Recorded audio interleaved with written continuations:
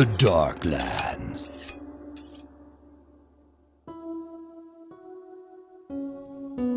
Red Devil, Scott D. Foard.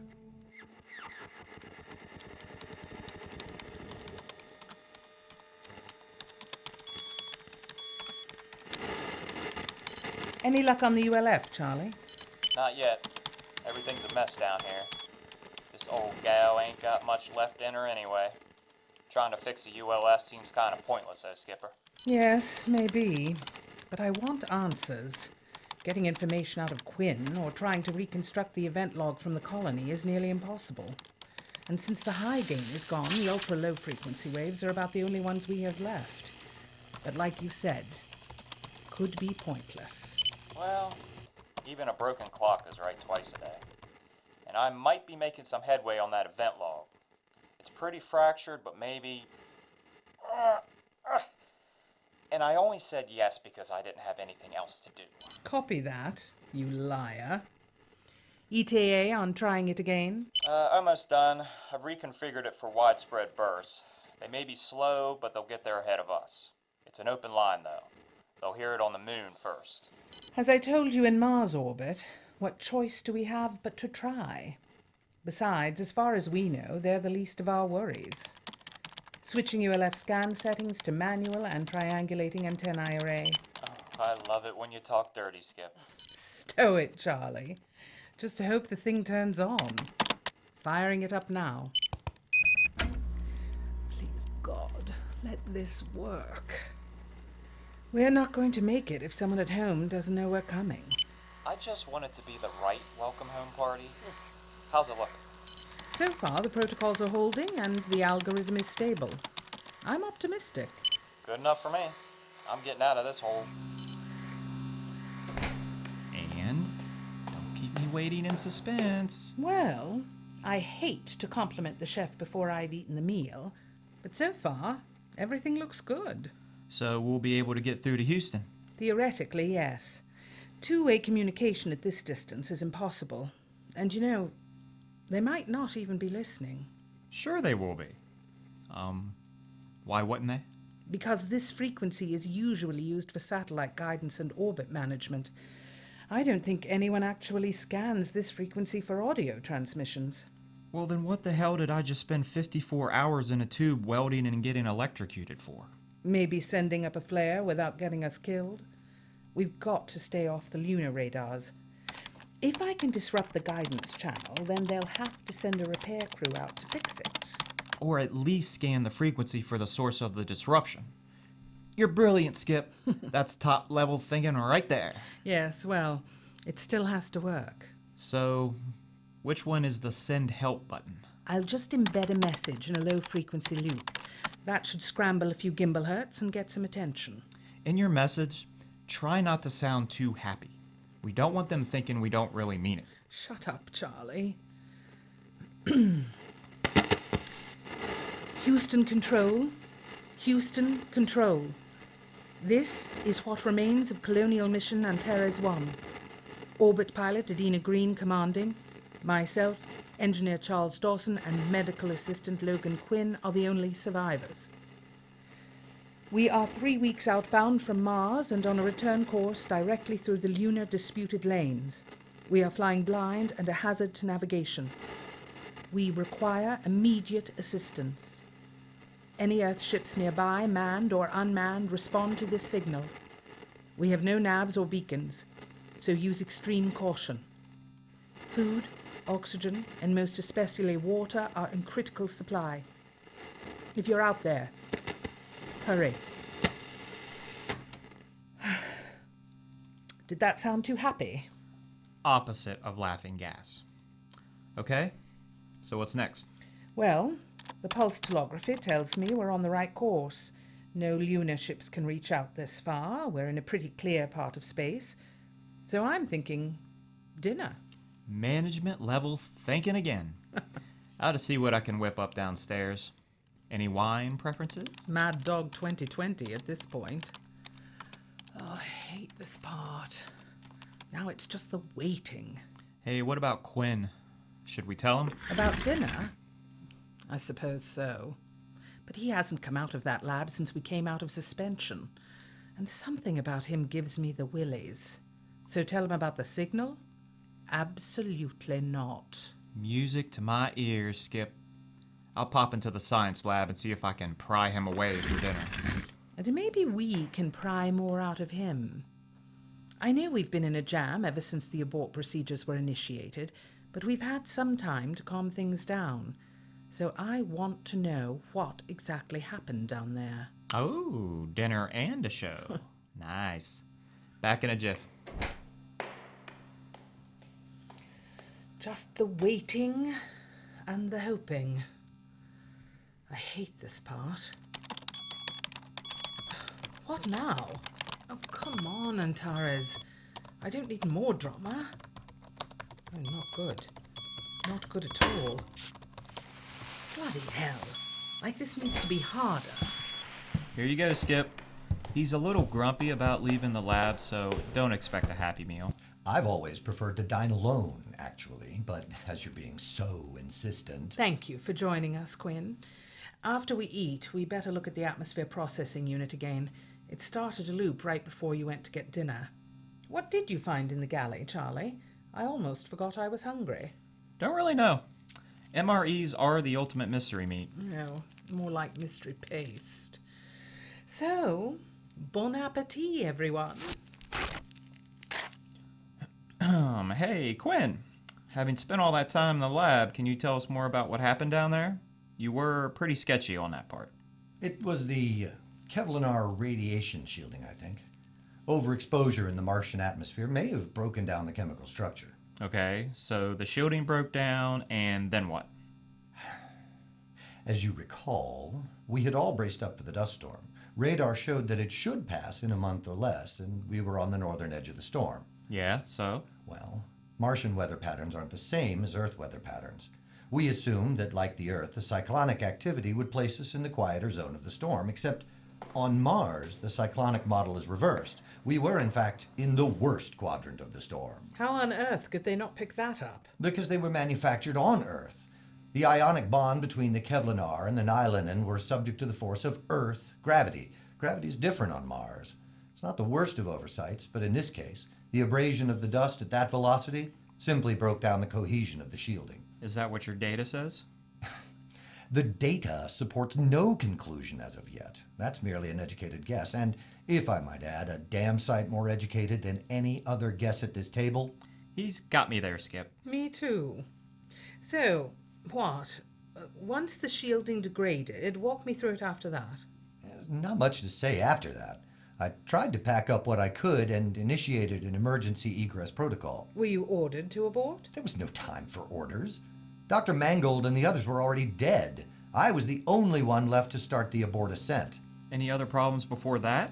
I saw in a report there had been a contamination or something. We did have some biological low-level contamination. It was an agent brought from Earth.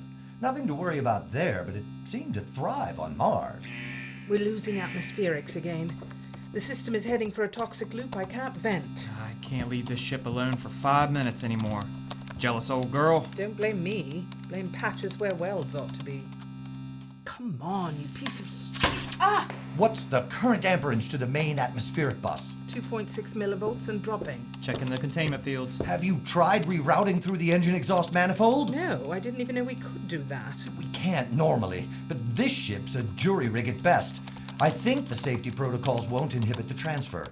We can vent the excess through the exhaust if we can reconfigure the outflow vector. If we don't suffocate or freeze before then. Charlie. Just saying. Your optimism aside, Mr. Dawson, could you reroute the power for the FIDO systems through the secondary panels, please? We haven't fired those up since we blasted off. Mr. Dawson, won't you please? No!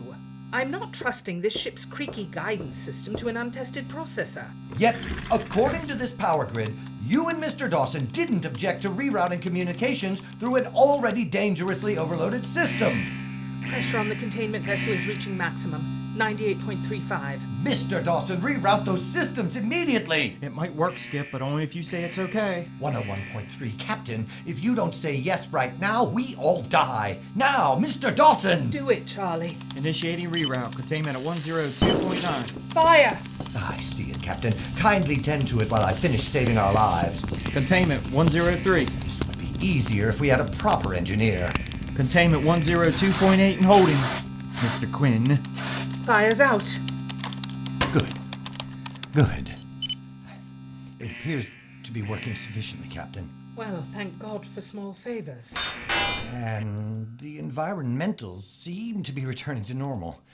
So, now that this particular crisis has passed and we've all had a chin wag over dinner, back to the lab for me. Not having enough fun up here? You know, you've been in that lab since we came out of the suspension tubes. That's almost a solid week. We're supposed to be a team. Sharing risk, sharing information, no I in team and all that. I am performing my functions on this ship as needed. Yeah, but you don't have to be a jerk about it. That you're throwing in for free. Look, Quinn, to be honest, you hardly said 3 words even before you and the others landed on the colony. You saved our lives, again, and for that I'm grateful, but you're such a freak. You don't come out of the lab. Your friends and colleagues are dead, and you don't bat an eye. What gives? We need to know what you know, Quinn. I can assure you, the work I'm doing in the laboratory is vital. So you keep telling us. Look, we were in orbit when the collapse happened. You were the only one that came up from the surface. Well, him and the corpses. Right. The corpses. I told you, it didn't seem right leaving them there. Yes, and in the hustle-bustle of just trying to survive and get home, that made sense. But I've had some time to think of a few questions. A lot of questions, actually. They're going to have to wait. I don't have time for this. My work is too important. It simply can't be delayed while we review this trivia. Trivia? You call 8 dead colonial specialists trivia? I'm sure the review board won't find their deaths trivial. And you still haven't really explained what happened during the collapse. Just that there was a dust storm and explosions, and then that the primary habitat modules were ruptured. But once you pulled the emergency orbit handle on the central panel, we were committed to evacuate the orbit and the mission right then and there. So no matter what work you think is important right now, Mr. Quinn, I assure you, this is much more important. I recognize that some of what you're saying is valid. And you were correct in acknowledging that someone has to be responsible to the review board. Therefore, as you two are comically ill-suited to do so, I have been spending every waking hour trying to recover the data we gathered on the surface so that this fiasco won't be seen as a total loss and we all end up on a prison satellite. The data? Geez, we've almost died like 50 times and we still got another week until the remote possibility of rescue, and you're worried about the data? The review board isn't going to care about the data. Still, one ought to be prepared, I think. Well, I would think, Mr. Quinn, that the review board is going to be less interested in the data you collected and more interested in what happened down there and how we ended up with 8 corpses. What are you insinuating? I'm not insinuating anything. I'm saying that things don't add up with you. What happened on that planet, the catastrophe, the crew dying, and then you putting their bodies back on board, it doesn't make sense. And you're the only one that can make sense of it for us, buddy. Because, oddly enough, everyone else who could tell us what happened on Mars is dead.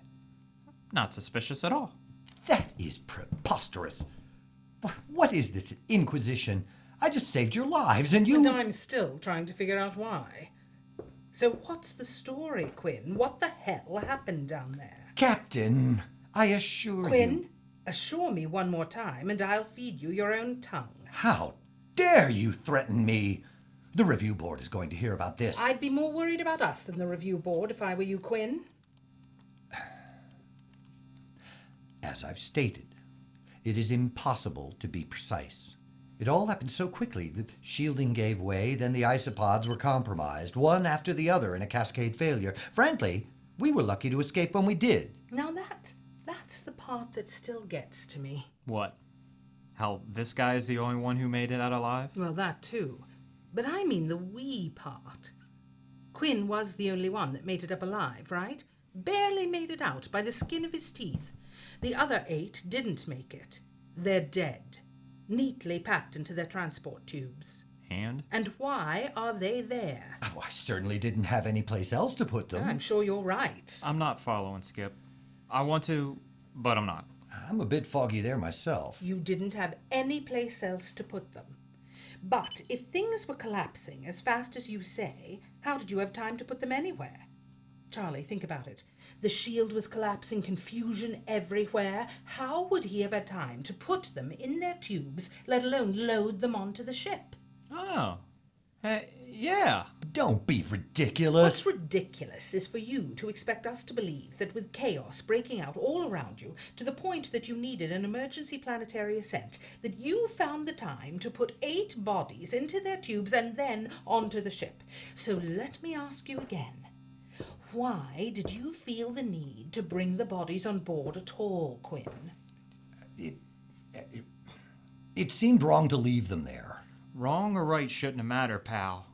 They were dead weight. You don't understand. I had to bring them back. Why? Because I need them. Because the review board... They're going to ask the same questions I am, Quinn. Then if it's all the same, I'll wait to give my answers to them. You listen to me. I am the captain of this ship, and this mission was my responsibility. And it failed. The mission failed catastrophically, and 8 of my crew are dead. So, Mr. Quinn, with all due respect, you will answer me truthfully and with detail how, with the mission aborted, everything crashing down around you, how and why did you bring the bodies onto the ship? What were you thinking? The mission... Captain, I assure you that I was only thinking of the mission when I... That's it. What are you doing? What does it look like, Quinn? I'm going to beat what I want to know out of you. Skip? Really? Now, so you think resorting to fists is the answer? Fists, pipes, boards, whatever it takes. Sounds good to me. Listen to yourselves. If you would just... Come here, you. Look out, Charlie! Charlie! All right. I'm all right. Okay, good. But you've got to get off of me. Oh, wow. Didn't see that coming. He's quick. Yeah. Whew. So are you really going to beat him up? No, of course I wouldn't have. I just wanted to scare him a bit, get him to tell us what he's hiding. Guess it backfired. Yeah, but at least now we definitely know he's hiding something. What do you think he's up to? I don't know, but it's not good. I'm starting to think Mr. Quinn isn't who he says he is. Anything he can hurt back there? No. I had to rewire all systems through the comm here so we could manage even basic flight controls. The only thing back there are the bodies. You think he had something to do with what happened down there, don't you? Yes, I do. And he's got to pay for it. But something tells me that the chances of you and I surviving the trip home just decreased significantly. All right. So what's the plan? I don't know yet. Depends on what we've got on our side up here. He's got that zapper thingy. And we're not exactly setting in an armory. Turn off his oxygen? Can't do it without cutting off ours. Can't isolate any area of the ship alone. Can we ride it out up here? Leave him back there? Barricade things like... It's an option, but I want to keep that as a last resort. We can't just leave him back there to his own devices. He's a traitor to the Earth Syndicate, and he more than likely killed our entire crew. Also, I'm pretty sure he's got some mad scientist thing going on back there, and he's got a grudge. That's not just bad for us here. I have a feeling it's bad for everyone back home as well. So, what do you think he's gonna do? I haven't got the faintest clue. Okay, let's just concentrate on what we do know. Okay. Well, what do we know about him in general? You ever shipped out with him before? Never. We picked him up as a mission specialist with the rest of the crew. Since he wasn't flight personnel, he was vetted like a scientist, not an operational officer. Which means he wouldn't have undergone the military screening for command operations. and a second-rate lab tech wouldn't draw much attention. I guess that's how he got on board. But why would a lab tech sabotage the mission? Why this mission? And why'd he bring the bodies back? What's so special about them that he'd waste time packing them up and load them on board? He said he brought them back because of the review board, but that's obviously a lie. The way I see it, he needed bodies. Dead bodies. For whatever evil scheme he's carrying out. They have to be valuable to him, or he wouldn't have done all this just to keep them. Maybe we can use that. Any chance the tubes are still escape ready? Only one way to know for sure. The readout's all shot to hell. I can go down into the bay and manually check each one. Thank God you're not scared of tight spaces. Therapist thinks it's Freudian. Ha. Oh. What are you going to do while I'm gone? Try not to cry too much. I figured I might see if I can find a surprise or two that we can spring on him. Sooner or later, he's got to come out of hiding.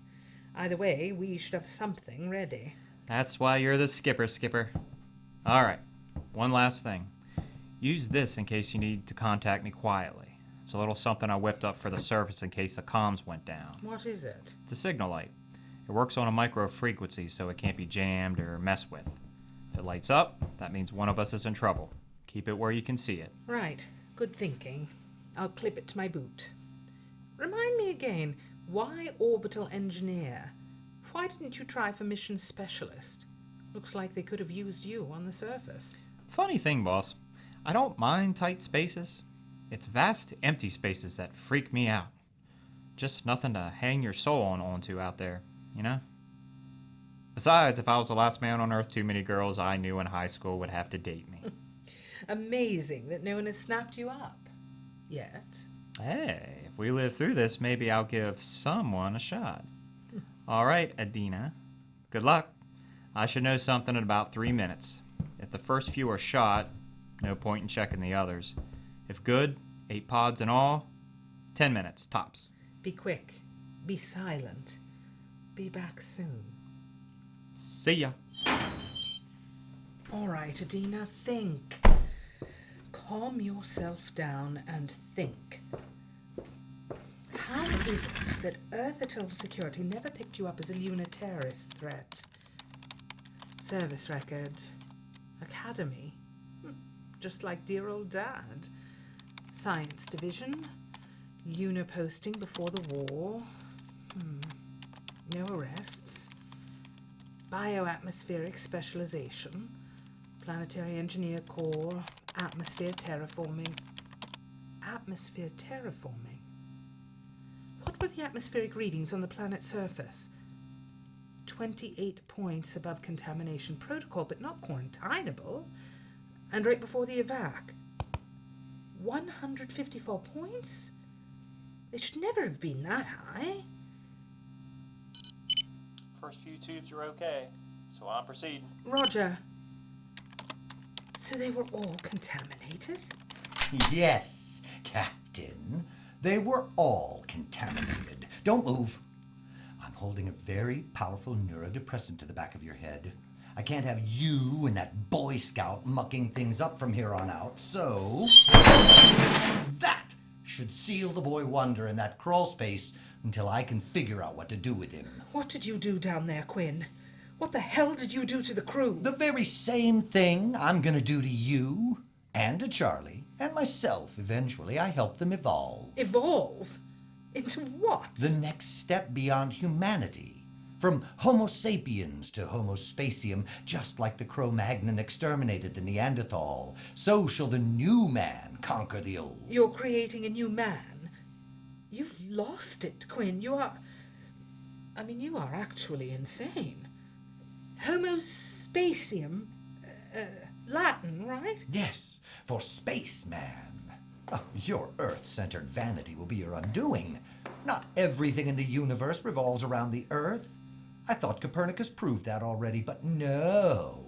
Once we were on the moon, our arrogance as a species only increased.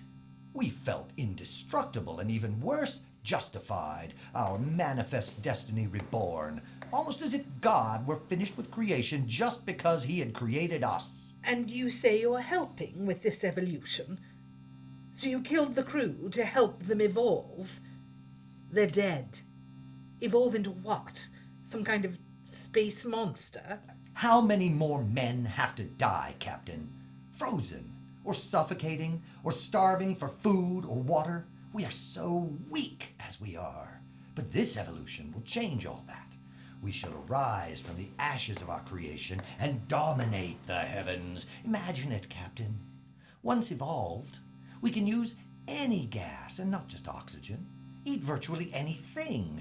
Freed from these terrestrial shackles, our new selves will be immortal. But all evolution requires sacrifice, and so my colleagues were unwittingly our first volunteers for transformation. So you killed them? The mutagen actually ended their terrestrial lives. I needed to get them back in stasis to the moon. I fear, however, that they may no longer be viable, as I didn't have time to complete my serum. Ah, well, can't make an omelet, etc. Quinn, it's not too late. You can still stop this. Don't you get it? You are the recessive species. But mankind, as we know it, deserves extermination. It has become obsolete. It poisons where it lives, and then it seeks to export that poison to other worlds. Are you talking about the moon? Yes! Our benevolent Earth masters. They starve us out. They raid our ships. The only thing that matters to them is the lunar tritium to power their precious status quo. Well, their time has come and gone. Evolution, post-Earth. But the lunar bases there are only our first step. From there we shall march our armies, swelled by science, our superior ranks, and conquer our puny mother planet. And speaking of motherhood, that's where you come in, Captain. Now what? It's time for these. Whatever you're planning, you don't need knives, Quinn. I hope you don't object to me performing a little unscheduled surgery. Surgery? I need to remove your ovaries. Sorry to be so blunt about it, but time is of the essence. You crazy son of a... If you come near me, I'll... What? Tranquilizer gun, remember? I really only need to keep your torso upright, and I only need you alive long enough to perform the extraction. Look, what if I cooperated? Oh, sadly, you cannot. I don't actually need either your ovaries or even the eggs specifically. I need the organ to extract an enzyme. I had extracted it from Sally on the surface, but when the shield collapsed, in all of the confusion, I unfortunately lost it. So it has to be you. Sadly, like Sally, you will not survive the extraction. As the father of a new species, I feel I should mention that I discovered it accidentally. While posted at Tranquility Base, I examined some of the first explorers back from those early scientific missions to Mars. That's when I discovered trioxyribonucleic acid. TNA, as I like to call it. So, what? My lady stuff in this space juice makes monsters? Oh, not hardly. It's actually quite the opposite. You see, TNA exists on Earth already. It has for millions of years. We just evolved not needing it on Earth, so it's become dormant. Just like the billions of bits of chromosomal matter that we don't use every day. TNA simply went undeveloped because it isn't needed on Earth. But it is in space. Oh, it's absolutely vital. If there's any chance to endure space, one has to be able to adapt to the harshest environments ever. Not some sissy, comfortable blue ball that provides almost no challenge to life at all. But I digress. Time to donate to the cause of science, Captain, and don't worry. I know you'll give till it hurts, or at least I hope so. Stay away from me, you crazy bastard. You know, I've changed my mind. Goodbye, Captain. I think unconscious is the way to go here. I couldn't agree more, pal. Charlie! You pressed your button. I saw the light. Well, thank God. He was about to... Da-da-da-da. I heard. How? And how did you get out of there? You left your intercom on, so I heard everything you guys were saying. I checked the tubes out until I found one with a security lashing. I had to remove the bodies into the crawl space to check the tube, so I couldn't go back the way I came. So I tied it to the bulkhead. Once I fired the escape pyros, the pod slingshot around in the engine bay. I got in the fuel service module hatch. Are you hurt? More frightened than hurt. Good, 'cause damn it, Jim, I'm an engineer, not a doctor. Thanks, Charlie. Now, What do you want to do with the sleeping creepy over here? Kill him. Flush him out an airlock and laugh as he freezes. But that's not on me. We have to take him back. Someone is going to want to talk to him before he gets to pay for what he's done. In that case, I'm sorry I saved you. Never mind. We can use duct tape. I'd say 1,001 uses, but I'm pretty sure tying people up is one of the top 10. Let me help you with his teeth. Tape his mouth? Tape his whole head. I don't want to hear anything coming out of it. You got it, Skip. Is that what I think it is? If you think it's a comm signal, then yes, it is. Acknowledge it. Hurry. Give a girl a second. I'm doing it now. Aurora Constellaris. Robotic warship very close by. Looks like the cavalry is here. That ship will have the standard deep space emergency kit and our troubles are over. Looks like it. Even the lunar pirates leave those alone because of the security measures. After all this, a smooth ride home on a robot. That is the last thing you should want, Captain. Oh, gee, he's awake. Want me to take care of that? No. He told me his evil plan. No point in hiding ours. You have to listen to me, both of you. No. What do you figure? After auto dock, we use the ship's comms and call for some real cavalry? Yes. I figure they can send Marines or shrinks. Their choice. But this is only the beginning, Captain. You know something, Quinn? I just don't care anymore. Auto dock orders confirmed and retransmitted. Ain't no stopping the parade of hope now. Okay. Suit yourself. Looks like she's about an hour out and locked on guidance. You hear that, Quinn? How's it feel to have your evil plan foiled by the B team, huh? What was that? I don't know, but it doesn't sound friendly. It's not coming from outside the ship. Scans all read clear. All readouts are within normal limits, so it's not mechanical. What the hell is that? What the hell is that, Quinn? Inevitability, Captain. That is the sound of your doom. What did you do? Oh, I didn't do anything, Charlie. I can only surmise that you did. From that access way, there is only one escape. You say you removed the bodies from their suspension tubes? What was I supposed to do? Leave them be. Once you removed them, you contaminated the entire ship's atmosphere with mutagen. They're already dead, so the transformation is accelerated, but we're just as dead. Why? I thought you said they couldn't be this Superman space thing without me. Your enzymes only control the reaction. Once the mutation begins, it is unstoppable. So what happens next? We all become what is frightening you in the darkness. Half-formed, transmutated things.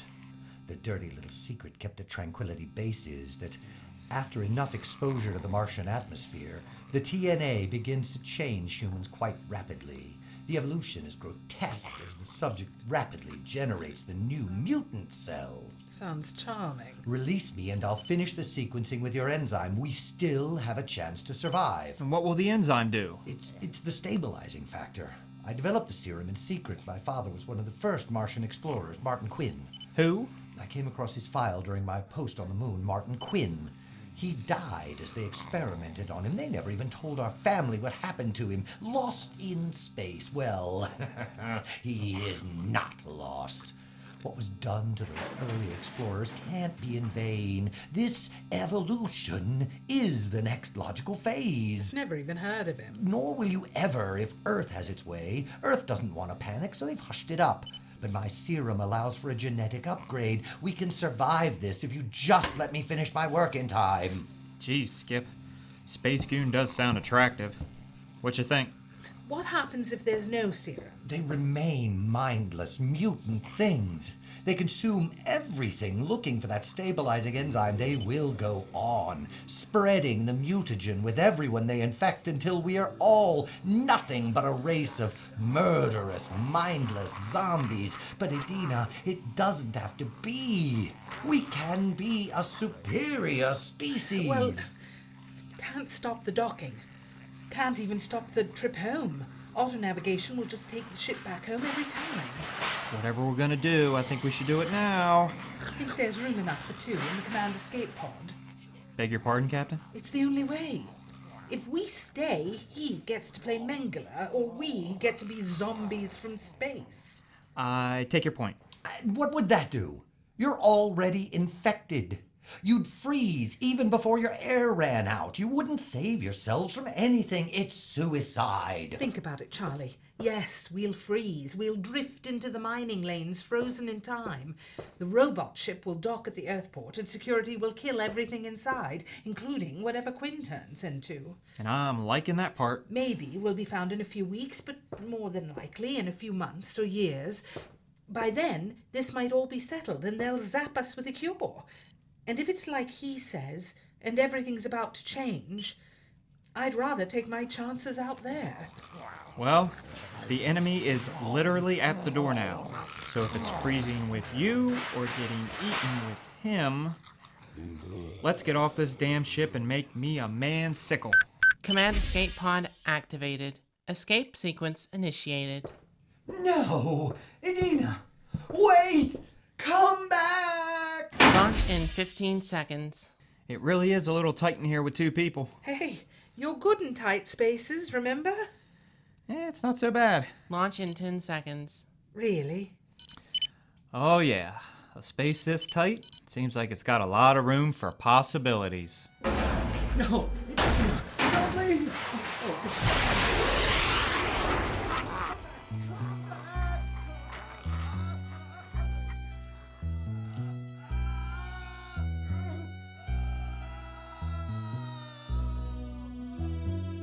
Red Devil. The role of Edina was performed by Nicole Halmus. Charlie was performed by David Robinson. Quinn was performed by Scott D. Foard. The recorded voice was performed by Taya Renee Miller. Written, produced, and created by Scott D. Foard. Assistant producer, Trey Piper. Music by Chester Dabrowski IV. Sound engineer, Chuck Dickin. Edited by Shayna McBride and Scott D. Foard. Directed by Christy Leake and Scott D. Foard. Produced in cooperation with WFWM 91.9 FM, Frostburg, Maryland. This program is a work of fiction. Any similarity to anyone living or dead is entirely coincidental.